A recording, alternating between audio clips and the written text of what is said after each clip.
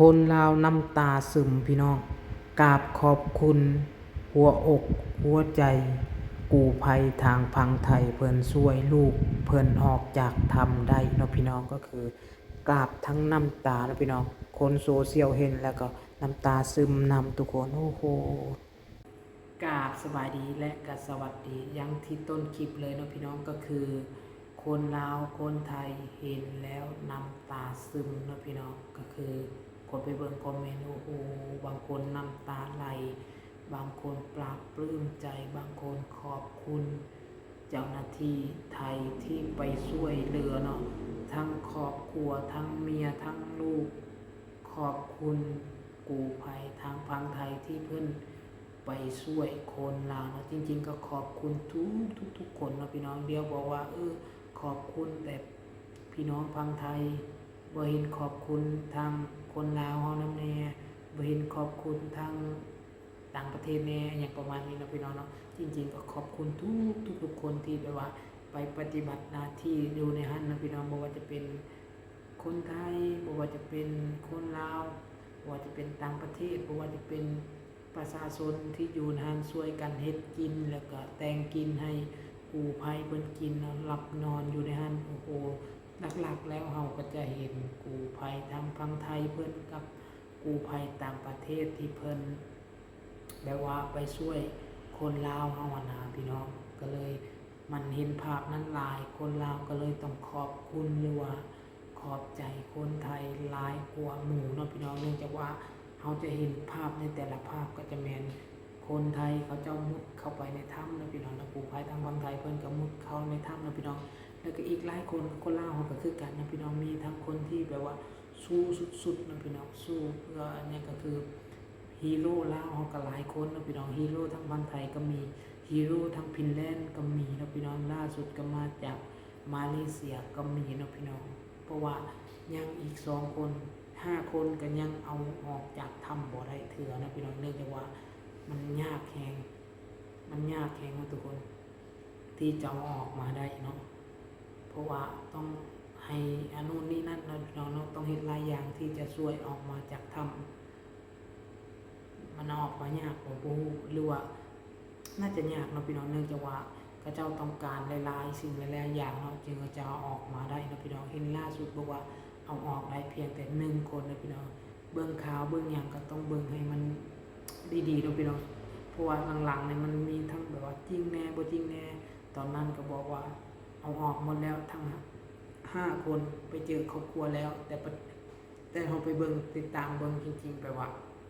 ยังติดอยู่ในถ้ำอยู่นะพี่น้องก็งงคือกันเนาะแต่ก็บ่เป็นหยังนะพี่น้องเนาะข่าวก็เฮาต้องเบิ่งต้องตามกับคนที่แบบว่า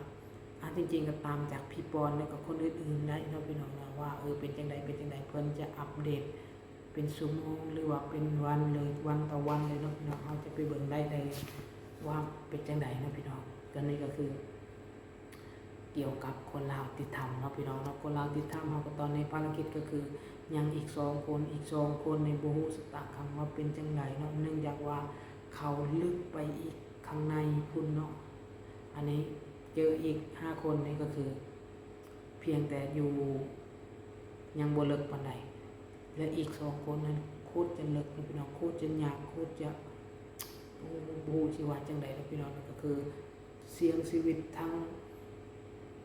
กู้ภัยเองเสี่ยงชีวิตทั้งคนที่อยู่ข้างในแล้วก็คนที่จะเข้าไปช่วยเนาะพี่น้องแล้วก็คือล่าสุดก็มีทั้งแบบว่าค่อยก็เลื่อนไปแล้วก็เห็นคลิปเนาะตอนแรกก็บ่เห็นนะพี่น้องช่วงหลังๆนี่จะเริ่มเห็นว่าก็คือหวังดีประสงค์ร้ายหรือว่าจังใดเนาะพี่น้องเนื่องจากว่า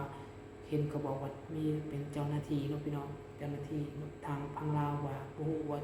จริงหรือบ่จริงจังไดบ่ฮู้บ่ได้ยืนยันนะพี่น้องเนื่องจากว่าเป็นคลิปเสียงเนาะออกมาบอกว่าบ่ต้องให้ไปช่วยคนในถ้ำเนื่องจากว่าญาติผู้ไปช่วยเนี่ยนะสิไปติดอยู่นำกันเนาะพี่น้องสิไปติดอยู่ในหั้นเนาะเนื่องจากว่ามันมีเจ้าที่เจ้าทางปกป้องอันนี้เกินว่าปกป้องอย่าง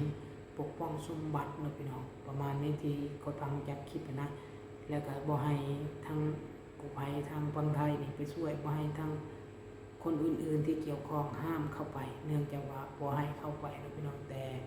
ก็บ่เป็นหยังนะพี่น้องนะก็คือกู้ภัยทั้งฝั่งไทยและก็ต่างประเทศเขาเจ้าก็ยังเข้าไปช่วยจนได้นะพี่น้องแต่คลิปเสียงอันนั้นก็เป็นบันทอนจิตใจนะพี่น้องว่าถ้ากู้ภัยเขาเจ้าไปเห็นแล้วเห็นคลิปแบบนั้นไปฟังคลิปแบบนั้นแล้วเขาก็บ่ฮู้ว่าเขาสิรู้สึกจังไดเนาะพี่น้องเนาะว่าบ่ต้องให้เขาไปช่วยโอเคแหละบางคำว่าเราก็คือสิหวังดีว่าบ่ต้องเข้าไปดอกถ้าพวกเจ้าเข้าไปแล้วมันอาจจะติดในหั้นเนาะแต่หลายๆคนก็บ่พอใจนะพี่น้องเนาะก็คือตอนนี้ก็คือลุมประณามคลิปเสียงนั้นบ่ฮู้ว่าแม่นไผนะพี่น้องคลิปเสียงปริศนานั้นก็บ่ฮู้ว่าแม่นไผบอกว่าบ่ต้องให้เข้าไปเนาะถ้าเข้าไปก็สิไปตุยในหั้นจนหมดอหยังประมาณนี้นะแต่เขาก็เจ้าเข้าไปก็เพียงแต่เป็นลมเล็กๆน้อยๆยังบ่มีไผสิไปตุยในหั้นนะพี่น้องเนาะแต่ก็เอาใจช่วยนะพี่น้องเอาใจช่วยเนาะหวังว่าเพิ่นคงจะเซฟตัวเองและก็เซฟคนอื่นนำนะพี่น้อง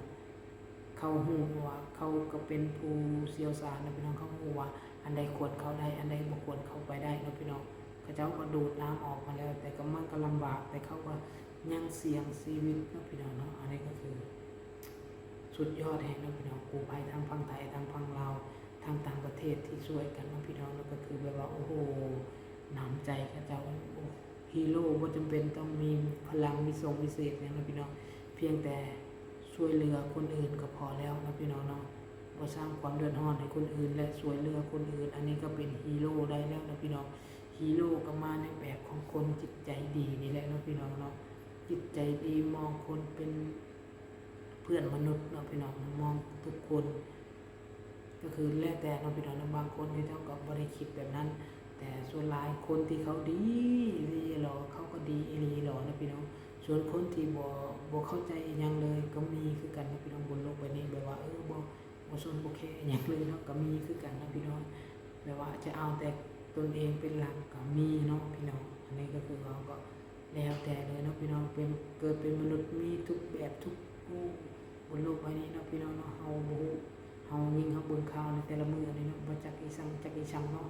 มันหลายแฮงเนาะพี่น้องเพราะฉะนั้นแล้วเราต้องพิจารณาเบิ่งเองว่าอันใดมันจริงอันใดมันปลอมอันใดมันเวอร์เกินไปเนาะต้องเบิ่งคักๆเนาะประมาณนี้เนาะพี่น้องเนาะก็คือพวกเกี่ยวกับคนลาวติดถ้ำเนาะบ่ฮู้ว่าสิเฮ็ดจังไดเนาะตอนนี้ก็คือต้องตามหาอีก2คนภารกิจบ่ฮู้ว่าสิจบตอนใดเนาะพี่น้องก็คืออิหยังก็เอิ้นว่าอิหยังก็กู้ภัยทางฝั่งไทยเพิ่นก็ยังบ่ได้กลับประเทศไทยเนาะพี่น้องเนื่องจากว่าตอนนี้เพิ่นก็ยังอยู่ติดภารกิจอยู่ที่ถ้าบ่เจอเพิ่นน่าจะบ่กลับง่ายๆเบิ่งทรงแล้วเนาะพี่น้องเนื่องจากว่าเพิ่นบ่ยอมแพ้ง่ายๆเหมือนกู้ภัยทางฝั่งไทยนี่เนาะพี่น้องเพิ่นจะช่วยเต็มที่และช่วยสุดความสามารถแฮงเนาะพี่น้องเฮาก็จะเห็นว่ากู้ภัยทั้งฝั่งไทยและก็ต่างประเทศนั่นแหละเนาะพี่น้องทั้งคนลาวและคนลาวเฮาก็ฮีโร่หลายคนเนาะพี่น้องเป็นลมเนาะบางคนก็ตามหาพ่อเนาะเด็กน้อยแต่ว่าใจบ่น้อยเลยใจเกินร้อยเนาะเพื่อที่จะตามหาพ่ออย่างประมาณนี้เนาะคนก็จื้อซื้อบ่ได้ซื้อเสื้ออหยังสักอย่างนี่แหละเนาะฮีโร่เสื้ออหยังสักอย่างนี่แหละเนาะก็คือเป็นขาวดำเนาะพี่น้องเนาะเดี๋ยวจะขึ้นภาพไว้แถวนี้เลยเนาะพี่น้องโอเคเนาะพี่น้องคลิปนี้ก็ยาวไปแล้วกราบขอบคุณและก็ขอบใจพ่อแม่พี่น้องทุกคนที่เข้ามาเบิ่งคลิปก่อนเด้อพี่น้องเด้อถ้าผิดพลาดประการใดก็ขออภัยดีเนาะถ้ามักก็อย่าลืมกดไลค์กด Subscribe เพื่อเป็นกำลังใจให้แน่พี่น้องบางมื้อก็ลงบางมื้อก็บ่ได้ลงเนาะพี่น้องเนื่องจากว่าค่าเวียกค่างานเนาะพี่น้องเนาะบ๊ายบาย